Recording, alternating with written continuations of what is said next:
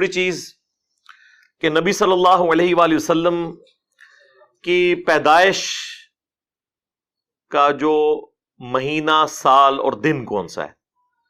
دیکھیں عیسوی اعتبار سے جو اس وقت چل رہا ہے، جسے اے ڈی بھی ہم کہتے ہیں، اینو ڈومینی، ایئر آف دا لارڈ، یعنی حضرت عیسیٰ علیہ السلام کی پیدائش کا سال، عوام میں تو مشہور ہے کہ یہ after death of Jesus Christ ہے. یہ بالکل غلط ہے، ایسا نہیں ہے.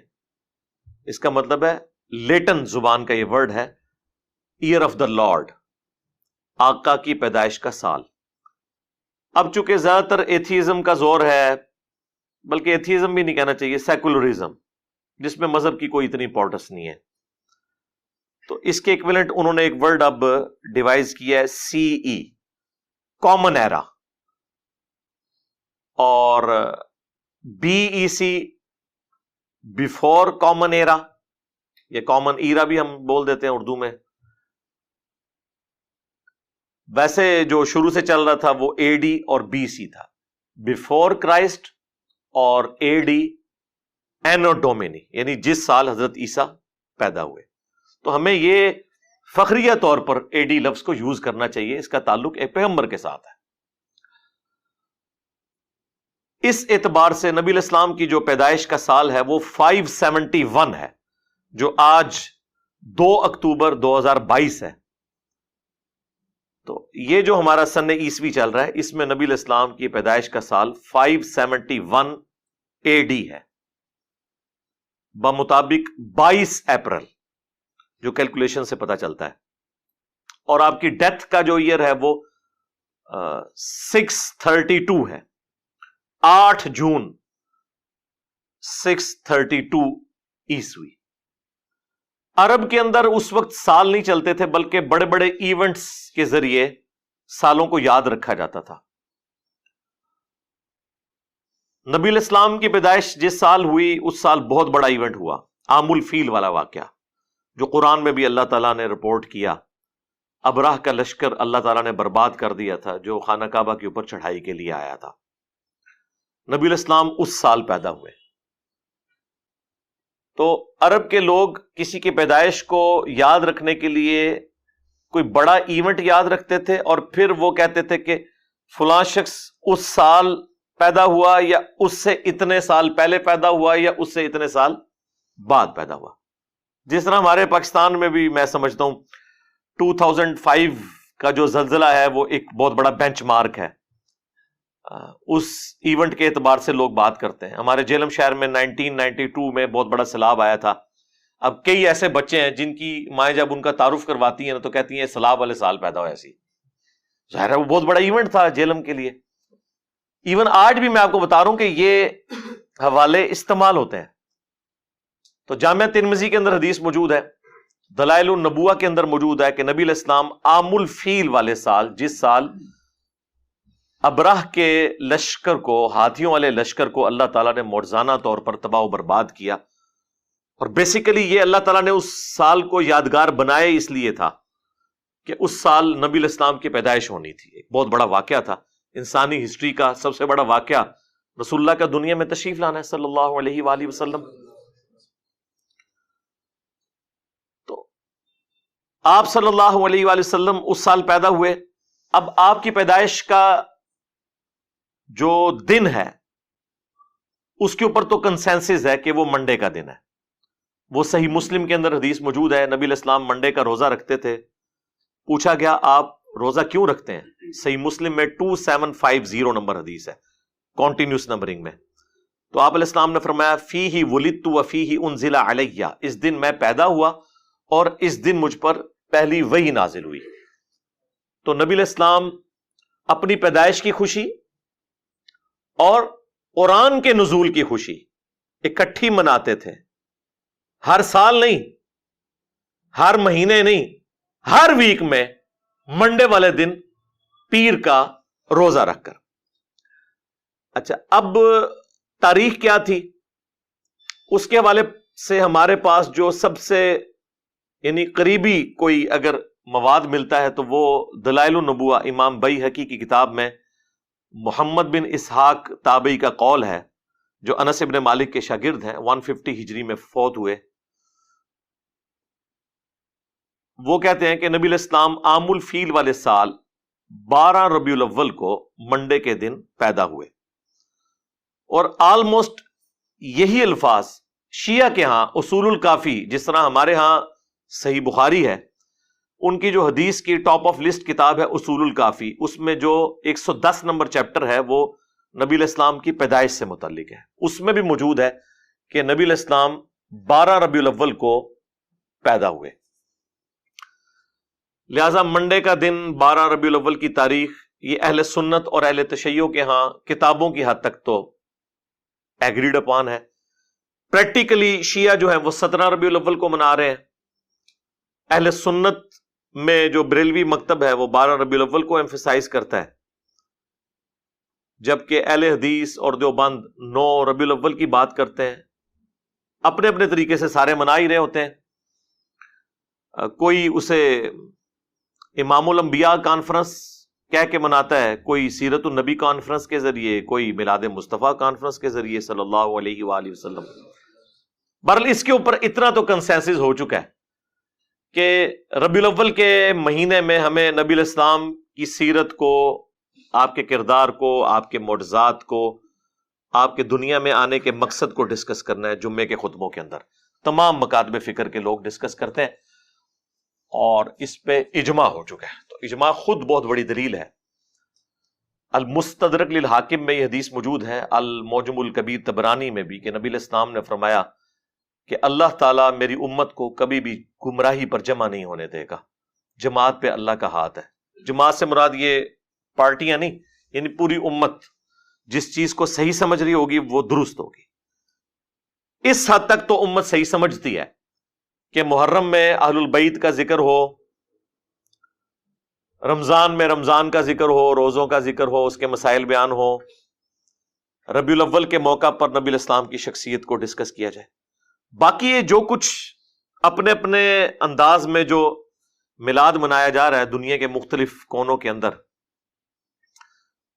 جھنڈیوں کی شکل میں، جلوسوں کی شکل میں، خانہ کعبہ شریف، روزہ شریف کے ماڈل بنا کے، اب تو اس لیول تک لوگ چلے گئے کہ ان ماڈلز کے سامنے کھڑے ہو کے دعائیں بھی کر رہے ہوتے ہیں، اور ان کے اپنے علماء چیخ رہے ہوتے ہیں کہ یہ کیا حرکت کر رہے ہو، لیکن ان کی بات کوئی ماننے کے لیے تیار ہی نہیں ہوتا۔ زیادہ زور اس لیے نہیں لگاتے کہ انہیں خطرہ ہے کہ وہ ہم پہ ہی نہ فتویٰ لگا دیں کہ یہ بھی کہیں انجینئر کو تو نہیں سنتا، تو اس لیے پھر وہ ایک خاص لمٹ کو کراس نہیں کرتے۔ یہی ہوتا ہے جب آپ سنت کے راستے کو چھوڑتے ہیں تو پھر ایک ایکسٹریم لیول تک چیزیں چلی جاتی ہیں جو آپ کے قابو نہیں آتی۔ ہاں، جہاں تک اللہ کو منظور ہوتا ہے وہاں تک اللہ تعالیٰ کی غیبی تائید ہوتی ہے۔ تو غیبی تائید اس لیول تک تو ہے کہ ہم ربیع الاول میں ڈسکس کریں، کیوں نہ کریں، یعنی اس سے بڑا کوئی موقع نہیں ہے کہ نبی علیہ السلام کے پیدائش کے مقصد کو، آپ کی سیرت کو، آپ کے معجزات کو، آپ کی صورت کو، ان ساری چیزوں کو ڈسکس کیا جائے۔ اس میں کوئی دوسری رائے نہیں ہے۔ یہ تو بہت بڑی بدبختی ہے کہ کوئی اس مہینے کے اندر ان چیزوں کا ذکر ہی نہ کرے، اور ہر اوٹ پٹانگ ٹاپکس جو ہیں وہ اپنے جمعے کے خطبوں کا حصہ بنا لیں، پولیٹیکل ٹاپکس بھی، اپنے فرقوں کے فضول قسم کے ٹاپکس، ان کو تو ڈسکس کریں، اور نبی علیہ السلام کے دنیا میں آنے کے مقصد کو، آپ کے میلاد کو، آپ کی سیرت کو، آپ کی صورت اور معجزات کو ڈسکس نہ کریں، تو یہ تو بدبختی کسی کی ہو سکتی ہے۔ اور اس لیول پہ چیزیں شروع سے چلتی آ رہی ہیں۔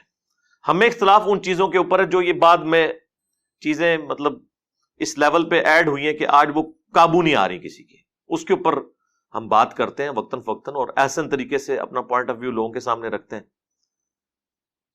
اچھا، اب آپ کو حیران کن بات بتاؤں، فتاوی رضویہ کے اندر اعلیٰ حضرت نے نبی علیہ السلام کی پیدائش کی تاریخ 8 ربیع الاول لکھی ہے۔ ہاں، اور غنیت الطالبین میں شیخ عبد القادر جیلانی نے 10 محرم الحرام لکھی ہے، اور اسی کو راجع قرار دیا ہے۔ پیدائش کا مہینہ بھی فارغ ہو گیا اور تاریخ بھی فارغ ہو گئی محرم میں۔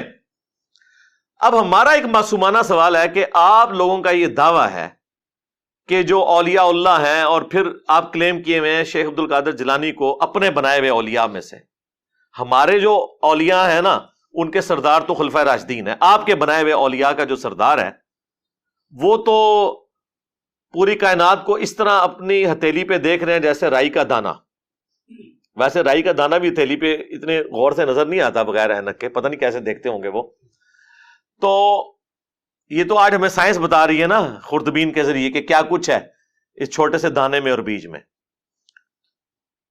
تو عبد القادر جیلانی کو اپنے نبی کی پیدائش کا نہ مہینہ پتہ لگا نہ تاریخ پتہ چلی, جو کہ حدیث کی کتابوں میں موجود تھی. دلائل النبوہ امام بیہقی کی لکھی ہوئی حدیث کی کتاب ہے. پھر سیرت میں جو سب سے اتھینٹک کتاب ہے محمد بن اسحاق کی, جس سے انہوں نے یہ روایت لی ہے, وہ دنیا میں موجود ہے. اسی کی تلخیص امام ابن ہشام نے کی. ابن اسحاق 150 ہجری میں فوت ہوئے, یہ 232 ہجری کے اندر. ابن ہشام, سیرت ابن ہشام بڑی مشہور ہے, وہ اسی کی تلخیص کی گئی. اب یہ اردو زبان میں بھی آ چکی ہوئی ہے. ان کے اندر یہ چیزیں موجود تھی, لیکن ان لوگوں کا علم غیب تو یہاں سے فارغ کرے نا, کہ ان کو تو پتہ ہی نہیں چلا. صرف علم غیب فارغ نہیں ہوگا, علم دین بھی فارغ ہوگا. کہ ہمارے بچوں کو تو پتہ ہے کہ دلائل النبوہ, اب دلائل النبوہ حدیث کی جو کتاب ہے وہ شیخ عبد القادر جیلانی کی پیدائش سے پہلے دنیا میں موجود تھی, اور سیرت ابن ہشام تو بہت ہی پرانی تھی, اور سیرت ابن اسحاق تو اس سے بھی پہلے تھی. تو یہ تو کہتے ہیں وہ بہت بڑے عالم دین تھے, تو انہوں نے یہ حدیث کی کتابیں نہیں پڑھی ہوئی تھی. اب ان کے پاس آخری اربا پتہ کیا ہوتا ہے, وہ ہو سکتا ہے جی یہ انہوں نے کتاب ہی نہ ہوئے. ہاں اسی بھی یہی چاہنے ہاں کہ اتنے ہی آؤ, یہ ساری کتاباں کرو دریا برد اور قرآن و سنت اتنے آ جاؤ, چھڈو انہوں نے. لیکن کتابیں خالی فارغ نہیں ہوں گی. ہاں, if there is no کشف al Mahjub there is no Ali bin Usman Hujwiri, if there is no Al Muhannad Al Mufannad there is no دیوبندیت. ہاں انہی کتابوں میں تو یہ فرقے کھڑے ہوئے ہیں. اگر یہ کتابیں فارغ ہوں گی تو یہ صرف کتابیں نہیں فارغ ہوں گی, اپنے اپنے بابے بھی نہ لے کے ڈبڑ گیاں. ہاں اسی لیے تو ان کتابوں کا دفاع کرتے ہیں. یہ انہیں پتا ہے کہ اگلا سٹیپ ہم سے انہوں نے یہ بنوانا ہے کہ اچھا کتاباں فارغ تھے بابے بھی فارغ, حالانکہ بابے تو فارغ ہو گئے, انہیں کتاباں دی روشنی جی فارغ ہو گئے. یہ اس طرح کی چیزیں یعنی پبلک میں چونکہ چل رہی ہوتی ہیں, اس لیے میں نے اسے ڈسکس کیا. ڈاکٹر ذاکر نائک نے کئی سال پہلے ایک لیکچر دیا تھا, سملیرٹیز بٹوین ہندوازم اینڈ اسلام. اس میں انہوں نے ہندوؤں کی کتاب کلکی پرانا سے یہ ثابت کیا تھا کہ اس میں بھی جو آخری کلکی آئیں گے, آخری اوتار آئیں گے نبی صلی اللہ علیہ وآلہ وسلم, وہ بہار کے مہینے کے دوسرے عشرے کی دوسری تاریخ کو پیدا ہوں گے. اور ربیع الاول, ربیع جو ہے وہ بہار کو ہی کہا جاتا ہے, اس کا دوسرا عشرہ اور اس کی دوسری تاریخ 12 ربیع الاول ہی بنتی ہے. اب نبی الاسلام کی وفات کا دن دیوبند اور اہل حدیث نے تو جھوٹ مشہور کر دیا کہ 12 ربیع الاول وفات کا دن ہے, بریلویوں سے جان چھڑانے کے لیے. اس پہ بھی رہتے تو چلے کوئی بات ہضم ہو جاتی, لیکن وہ پھر اس میں اس سے بھی آگے گئے. انہوں نے کہا کہ یہ تو غم کا دن تھا اور بریلوی اس دن خوشی منا رہے ہیں. اچھا ادھر تو یہ بات کرتے ہیں, جب ہم 10 محرم کے اوپر اہل البیت کا ذکر کریں تو کہتے ہیں نہیں سوگ تو 3 دن ہوتا ہے, غم منانے کی ضرورت ہی نہیں ہے. کسی کی جگہ دیکھ لو وہ یارا. تو ایک طرف آپ کہتے ہیں غم منانے کی ضرورت نہیں ہے, دوسری جگہ آپ کہتے ہیں یہ تو غم کا دن ہے, اور وہ عجیب سا ایک بڑا دردناک سا میسج بھی وہ فلوٹ کرواتے ہیں جی کہ اس دن مدینے کی گلیوں میں جو ہے وہ غم کی کیفیت تھی صحابہ کرام پہ, اور یہ دیکھو یہ جھنڈیاں لگا رہے ہیں. پہلی بات ہے کہ تمہارے کس بندے نے, کس روحانی ابے نے تمہیں یہ پڑھایا کہ نبی الاسلام 12 ربیع الاول کو فوت ہوئے ہیں؟ یہ دنیا کی کس کتاب میں لکھا ہوا ہے؟ اس کتاب کا ذرا ہمیں نام بتا دیں, کس حدیث کی کتاب میں, کس سیرت کی کتاب میں یہ بات لکھی ہوئی ہے؟ جھوٹ بولا. اور میں نے بخاری اور مسلم سے ثابت کیا ہے کہ نبی الاسلام 12 ربیع الاول کو فوت نہیں ہوئے. بڑا سمپل سا فارمولہ ہے. میں نے اپنے زمانے بریلویت میں ایک ریسرچ پیپر لکھا تھا, وہ آج بھی ہماری ویب سائٹ پہ ریسرچ پیپر نمبر 12 کے نام سے اپلوڈڈ ہے. وہ اس لیے اپلوڈڈ ہے کہ وہ اس وقت بھی درست لکھا ہوا تھا, اس کا یہ والا حصہ آج تک ویلڈ ہے. نہ اس وقت کوئی وہابی جواب دے سکا اہل حدیث یا دیوبندی، نہ آج کوئی دے سکا. سمپل فارمولہ ہے، بخاری اور مسلم دونوں میں حدیث ہے کہ نبی صلی اللہ علیہ وآلہ وسلم کی ڈیتھ منڈے والے دن ہوئی. وہ جو پورا واقعہ ہے، حضرت ابوبکر صدیق نماز پڑھا رہے تھے تو نبی علیہ السلام نے حجرے کا پردہ ہٹایا اور صحابہ کرام کہتے ہیں ہم شوق دیدار میں قریب تھا کہ نماز توڑ کر آپ کی طرف متوجہ ہوتے، کئی دن سے آپ کی زیارت نہیں ہوئی تھی. تو نبی علیہ السلام نے یوں اشارہ کیا اور کہا کہ اپنی نماز مکمل کرو، اور آپ واپس چلے گئے. اور اس حدیث کے اینڈ پہ الفاظ ہے کہ وہ منڈے کا دن تھا اور اسی دن پھر آپ چاشت کے وقت دنیا سے تشریف لے گئے. اس حدیث سے ثابت ہوا کہ نبی علیہ السلام منڈے والے دن فوت ہوئے. ربیع الاول کے اوپر بھی اجماع ہے کہ ربیع الاول میں آپ کی ڈیتھ ہوئی ہے. یہاں ہمیں یہ پتہ چل گیا کہ ربیع الاول میں نبی علیہ السلام کسی ایسے دن فوت ہوئے ہیں، اس تاریخ کا تو ہمیں نہیں پتا لیکن وہ دن منڈے کا تھا. یہ ایک کانسٹینٹ آپ کو مل گیا. اب میں میتھمیٹیکلی اس کو ثابت کروں گا. دوسرا کانسٹینٹ جو ہے وہ بھی بخاری اور مسلم میں ہے کہ سیدنا عمر کے پاس ایک یہودی آ کے کہتا ہے کہ آپ کی کتاب میں ایک ایسی آیت ہے کہ ہم یہودیوں پر نازل ہوتی تو ہم اسے عید کا دن بنا لیتے.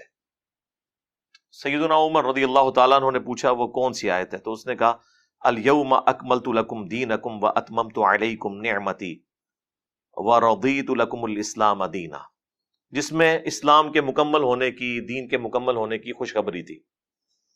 آج کے دن ہم نے تم پر تمہارا دین مکمل کر دیا اور اپنی نعمت تمام کر دی اور اسلام کو ایز اے ریلیجن تمہارے لیے پسند کیا.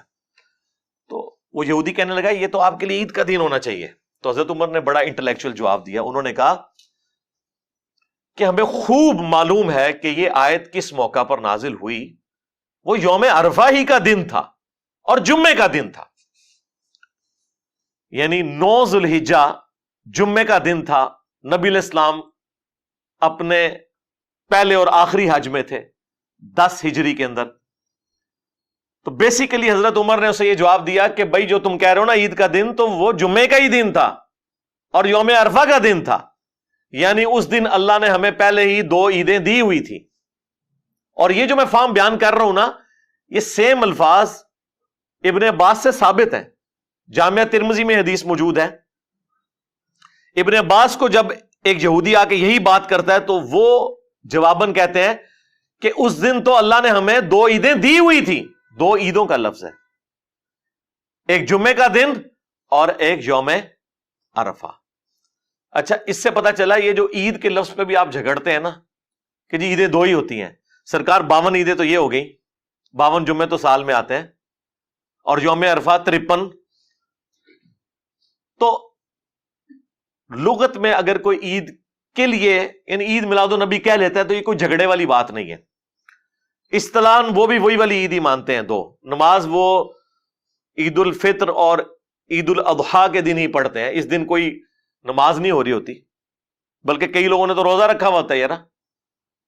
تو پھر وہ اعتراض کر رہے ہوتے ہیں اچھا یہ عید کا دن ہے تو آپ لوگوں نے روزہ کیوں رکھا ہوا ہے؟ وہ کہتے ہیں جی آپ کو بتاتے ہیں، بخاری مسلم میں حدیث ہے کہ 10 محرم جو ہے وہ عید کا دن تھا یہودیوں کے لیے. حضرت موسیٰ علیہ السلام کو نجات ملی تھی تو وہ روزہ رکھتے تھے، تو نبی علیہ السلام نے کہا کہ تم بھی رکھا کرو. تو عید والے دن بھی روزہ رکھا جا سکتا ہے بشرطے کہ وہ عید وہ والی عید ہو. ہوں تجھے منہ اڑ کے بہ جاؤ. اس لیے چھوڑ دو یار، آپ لوگوں کو اندازہ نہیں ہے کہ اتنے آسان معاملات نہیں ہے کہ ان کو اس طریقے سے ٹیکل. ہاں، آپ اگر اپنے فرقے میں پوری زندگی رہے ہیں اور آپ کو دوسرے کے دلائل کا نہیں پتا، تو جس طرح سنیوں کو پتہ ہی نہیں تھا کہ اہل البیت پہ کیا افطار ٹوٹی ہے، وہ تو سمجھ رہے تھے یہ شیعہ پاگل ہیں جو یہ ماتم کر رہے ہیں. ٹھیک ہے، اب ان کا یہ حال ہے کہ وہ کہتے کہ یار یہ سانو ہی پیٹ رہے جے، ساڈے وڈیاں نو ہی پیٹتے پے جے تے صحیح پیٹتے پے جے. جب تک آپ کو نہیں پتا تو ظاہر آپ کو تو پتہ ہی نہیں کہ پرابلم کیا کھڑا ہوا ہے. تو اس لیے یہاں پہ بھی ان ایشوز کو اتنا آسان نہیں ہے. بال واپس آ جائیں تو اس حدیث بخاری اور مسلم کی جو میں نے بیان کی اس سے پتا چلا کہ نبی علیہ السلام نے جس سال حج کیا ہے اس دن یوم عرفہ جمعے کے دن آیا تھا 9 ذوالحجہ. تو دیکھیں 9 ذوالحجہ جمعے کے دن، اس کے بعد ذوالحجہ کے بعد کون سا مہینہ آتا ہے؟ محرم. پھر سفر اور پھر ربیع الاول. تو بیسیکلی تو 3 ہی مہینے انوالو ہوئے. یہ چوتھے کو بھی چلے بیچ میں شامل کر لیں. یہ جو 3 مہینے ہیں نا جن کے چاند دیکھے گئے ہیں وہ کون کون سے ہیں؟ محرم، سفر اور ربیع الاول. یہ تینوں مہینے 30 کے رکھ لیں،